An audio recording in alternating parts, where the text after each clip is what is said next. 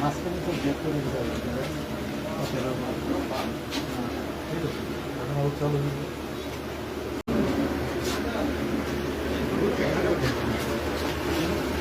চেষ্টা করে দিয়ে সারা নেওয়া যাবে।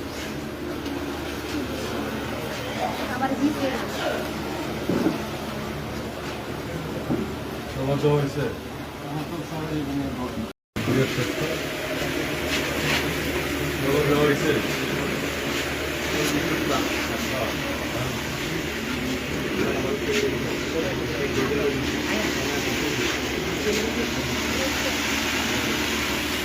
ছেলে এদিকে হয় চাষবাস হয় চাষবাস আমার প্রথম দুটো মাসে দিয়ে দেওয়ার পরে কিরকম লাগতেছে?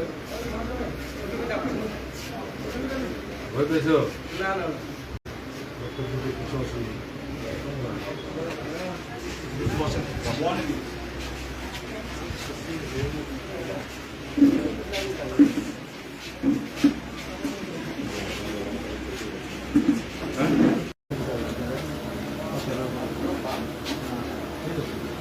চালু হয়ে যাবে।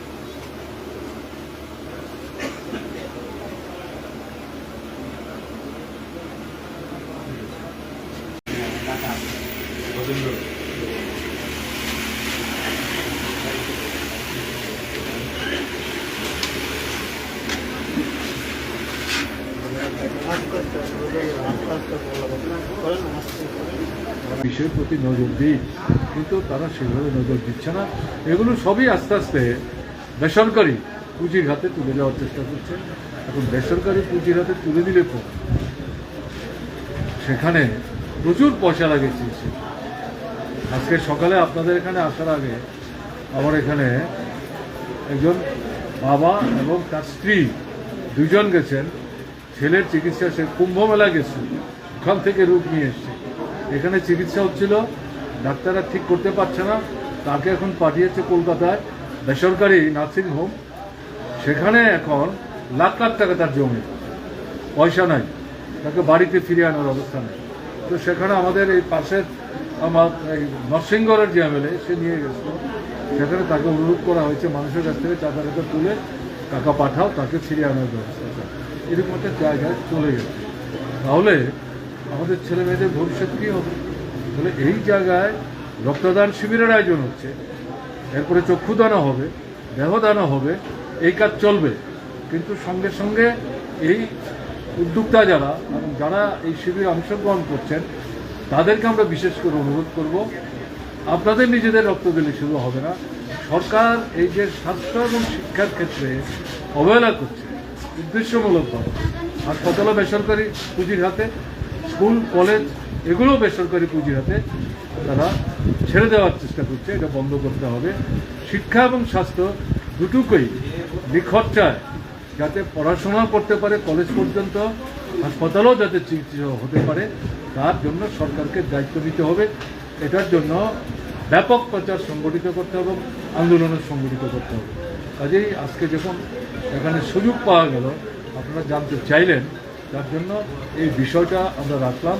আমরা আশা করব এই সরকারের বিষয়টার প্রতি নজর দেবেন এবং মানুষের কাছে আমাদের আবেদন থাকবে যে এই সরকার তো মুখের কথায় কিছু করে না বা করছে না, তার উপর চাপ সৃষ্টি করতে হবে। তার জন্য সেই আন্দোলন গড়ে তোলার জন্য ভূমিকা গ্রহণ করতে হবে। এই তো বিদ্যাজ্যোতি স্কুল সম্পর্কিত একটা প্রশ্ন, সেটা হচ্ছে যারা ক্লাস 5 পর্যন্ত বাংলা মাধ্যমে পড়াশোনা করলো, যারা 8 পর্যন্ত বাংলা মাধ্যমে পড়াশোনা করলো এবং যারা মাধ্যমিক স্ট্যান্ডার্ড পর্যন্ত বাংলা মাধ্যমে পড়াশোনা করলো, তাদেরকে ঠিক 11 থেকে 9 থেকে 6 থেকে ইংরেজি মাধ্যমে চাপিয়ে দেওয়া হচ্ছে। এবং অনেক টিচার যারা দীর্ঘদিন বাংলা মাধ্যমে তারা টিচিং দিয়েছে, তাদের ক্ষেত্রে একটা হিমশিম খাওয়ার একটা পরিস্থিতি তৈরি হয়েছে। এটা আমাদের শিক্ষার জন্য কতটা সহায়ক বা ভয়াবহ? খুব অসহায়ক। আমি তাদের কথাই বলছিলাম। বিদ্যাজ্যোতি নামটা আমি বলিনি। নতুন স্কুল ইংরেজি মাধ্যমে পড়ানো হবে, সেটা তো নাই, মাস্টারমশাই নাই তো। সেদিন একজন অভিভাবক চিঠি দিয়েছেন আমার, অভিজিৎ দেবনাথ বোধহয় ভদ্রলোকের, যে আমার ছেলে ক্লাস 4-এ পড়ে বিদ্যাজ্যোতি পড়ে, কিন্তু স্কুলে তো ইংরেজি মাধ্যমে পড়াবার মাস্টারমশাই নেই, তার তো পড়াশোনা কিছু হচ্ছে না। এবং আমরা যেটা লক্ষ্য করছি এই স্কুলগুলি হওয়ার পর গত বছর দুয়েক যে পরীক্ষা হয়েছে মাধ্যমিক একাদশ মান দ্বাদশ মানে ফল খুব খারাপ হচ্ছে এবং লাস্ট ইয়ারে তো খুবই খারাপ হচ্ছে এবং সে উদ্বিগ্ন, সে অনেকের কাছে গেছে, কারোর কাছ থেকে কোনো সহযোগিতা পরামর্শ পায়নি। তারপর সে পূর্বতন মুখ্যমন্ত্রী হিসেবে আমার কাছে সেই চিঠি পাঠিয়ে রাজ্যের পার্শ্ববর্তী কয়েকটা রাজ্যে এই স্কুলগুলো চালাবার জন্য সেখানে মাস্টারমশাইদের কীভাবে নিয়োগ করছে তার কাগজপত্র সংগ্রহ করে এগুলো যুক্ত করে পাঠিয়ে বলছে আপনি একটু মুখ্যমন্ত্রীর দৃষ্টি আকর্ষণ করার চেষ্টা করুন।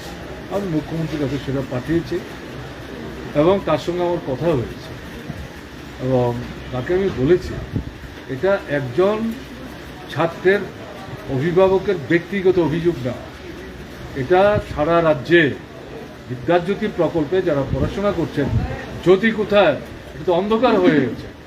বদনাম তো আপনার হচ্ছে, আপনি মুখ্যমন্ত্রী, আপনি তো শিক্ষামন্ত্রীও, কাজে আপনি তো আপনার দায়িত্ব সেখানে অস্বীকার করতে পারেন না।